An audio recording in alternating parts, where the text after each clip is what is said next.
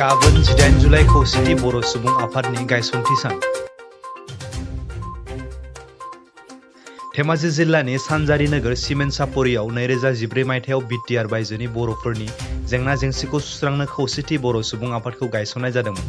बेनिनो गुथि गायसनथि सानखौ गुवाहाटीनि श्रीमन्त शंकरदेव कलाक्षेत्रआव गाबोन सानसेनि मेहेरगोनां हाबाफारिजों खुंफुंनो थाखाय लाहार फाहार खालामदों। बे हाबाफारिनि गेवलां मेलाव बेखेवगिरि महरै बाहागो लाफैगोन बिटिआरनि मावफुं सोद्रोमा प्रमद बर' आरो बिटिआरनि बायजो सोलोंथाइनि फारसे नोजोर होनानै दुलाराय बर' फरायसा आफादनि आफादगिरि दिपेन बर'आ बिबुंथि होफैगोन।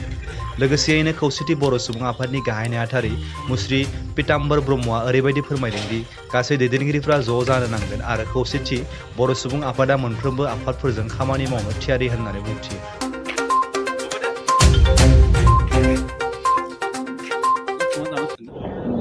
गाबोन 18 जुलाइ 2022 खौसेथि बर' सुबुं आफादनि गायसन सान।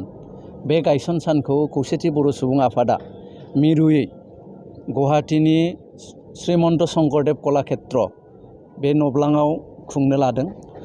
खौसेथि बर' सुबुं आफादनि जानानै सिगां आसामनि गासैबो बर' रायजो राजा नोंथांमोनखौ जोंनि नैबे जि जानो गोनां फाउन्डेसन डे फालिनाय बे हाबाफारियाव बाहागो लानो थाखाय सिगां खावलायग्रोबाय। जोङो खौसेथि बर' सुबुं आफादा 2014 मायथाइ सानजारि नोगोर सिमेन्ट सापरियाव जोङो बे आफादखौ बिटिआरनि बायजोनि बर'फोरनि गोबां जेंनाफोरनि सायाव हाबा मावनो थाखाय जोङो गायसननानै लादों। दिनै मावै गोबां हाबा मावबोनायनि उनाव जोङो 9 बोसोर बैसोआव आगान होबाय। आसा खालामदों इयुननि समफ्राव गासैबो आसामनि बर' रायजो राजाजों लोगोसे आसामनि गासैबो इन्टेलेक्सुवेल आरो भारत हादरनि गासैबो इन्टेलेक्सुवेल जोंखौ हाबा मावलांबाय थानायाव हारिनि थाखाय मदद होगोन। जोङो खौसेथि बर' सुबुं आफादा जुथायै गासैबो बर' माहारिनि दल संगठन आफाद बर'नि साफ्रोमबो सुबुंखौ लानानै बर'नि थाखाय हाबा मावनो लुगैयो। गासैबो दल संगठनै ज' आखाइ हमलायनानै थांनायखौ लुगैदों। जोंनिफ्राय गासैबो आफादफोरखौ आरो बर'नि गासैबो दैदेनगिरिफोरखौ ज' आखाइ हमलायनानै बर'नि मोजांनि थाखाय खामानि मावनो जोङो खावलायगोन। आरो जोङो भबिष्यतआव खौसेथि बर' सुबुं आफादा मोनफ्रोमबो बर'नि हारिमुआरि आफादफोरजों लोगोसे आखाइ हमलांनानै खामानि मावनो जोङो इस्सुक। जोङो नैबे जोंनि हाबाफारियाव जोङो गाहाय आलासि महरै बर' थुनलाइ आफादनि आफादगिरि मानगोनां धरेन बर' सार बिथांखौ जोङो हांख्रायदों।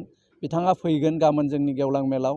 बिनि अनगायैबो दुलाराय बर' फरायसा आफादनि आफादगिरि मानगोनां दिपेन बर' बिथाङा जोङो 10 बाजियाव जि मोनसे हाबाफारि लादों बिटिआरनि बायजोनि बर' बिजोंजों फरायनाय फरायसाफोर लोगोसे गुबुन मेडियामाव फरायनानै उथ्रिसार जानो हानाय मेट्रिक आनजादाव आरो हायार सेकेन्डारि आनजादाव बिनि जि क्वालिटि गोनां फरायसाफोर जों बिथांमोनखौ गाबोन बरायनायनि मोनसे हाबाफारि लादों। डिआइडि लिटिल मास्टार सिजन 5नि उइनार नबजित नार्जारि बिथांखौबो जोङो गाबोन बरायगोन बे हाबाफारियाव। दा बे हाबाफारियाव मानगोनां एबसुनि आफादगिरि बिथाङा जोंजों बाहागो लागोन।